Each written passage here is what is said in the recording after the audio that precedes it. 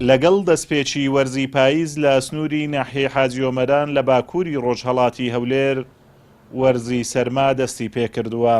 بەس ئەو ساڵەکانە هەر لە پاییزەوە دەستی بە سەرمایە. سلێمان نەبی دانیشتووی حاجی ئۆمەرانە وەک خۆی دەڵێت لە ئێستاوە شەوان بەهۆی سەرماوە لەبەر سۆپا و سپلێت کار دەکەین. کەچی حکوومەت ساڵانە هاوشێوەی ناوچە گەرمەکان تەنها 1 بەرمیل نەوتمان پێدەدات لە کاتێکدا لە ئێستا لە ناوچە گەرمەکان هەر فێنکەرەوە بەکاردێت. لەو یەکەم ڕۆژی پاییزێ ساخۆن لەبەردایە.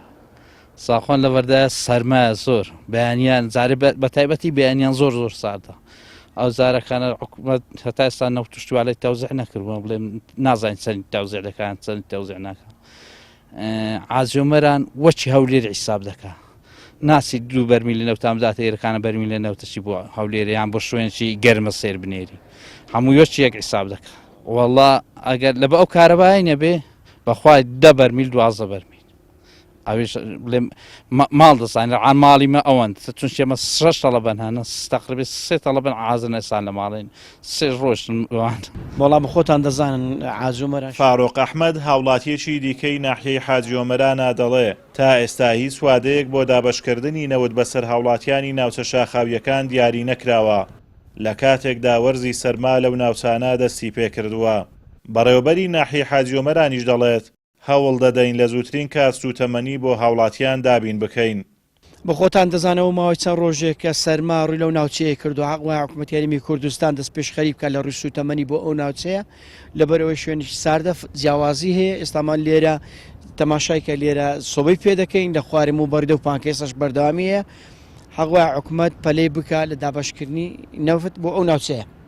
ئەمە ساڵی پار هەر ماڵی 1 بەرمیل نەوتی پێدراوە. ئەو ساڵش لەگەڵ بەڕێوەبەرایەتی نەوت و کانزاکانی سۆران و ئیداری سەربەخۆی سۆران و قایمقامەتی قەزای چۆمان پلانی پێویستدان دراوە هەوڵ ئەدەین لە زووترین کات سوتەمەنی پێویست بۆ هاوڵاتیانی ناوچەکە دابین بکەین. پلان و بەرنامەشمان ئەوەیە ئەو ساڵ کە بتوانین هەر ماڵی 2 بەرمیل نەوتی بۆ دابین بکرێت. حاجی ئۆمەران بە ساردترین شوێنی هەرێمی کوردستان و عێراقدا دەنرێت. بەو هۆیەوە دانیشتوانەکەی ساڵانە پێویستیان بە زیاتر لە 12 بەرمیل نەوت دەبێت.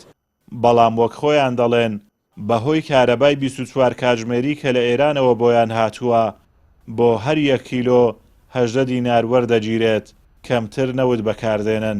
بەڵام پەیام زانیویەتی حکوومەت نیازی هەیە پرۆژەی ڕووناچی بە نرخی نێوخۆیی بۆ ناوچەکە ببات و کارەباکەی ئێران نەمێنێت. لەگەڵ هاتنی یەکەم ڕۆژی پاییز پلەکانی گەرما لە ناوچەی باڵەکایەتی دابەزیون. لە حاجی ئۆمەران نزمترین پلەی گەرما لە شەوان دەگاتە 7 پلەی سریزی کە هاوڵاتیان ئەم ناوچەیەوە ئاماژەی پێدەدەن لە شەوان سۆبا بەکاردێنن بۆ خۆگەرمکردنەوە. هاوڵاتیان دەڵێن دەبووە حکوومەت لە ئێستادا دەستی بە دابەشکردنی نەوت کردبایە چونکە ڕۆژ دوای ڕۆژ پلەکانی گەرما لەم ناوچەیە بەرەو دابەزین دەڕۆن. ئازاد ئۆمەراوی کەناڵی ئاسمانی پەیام ناحیەی حاجی ئۆمەران.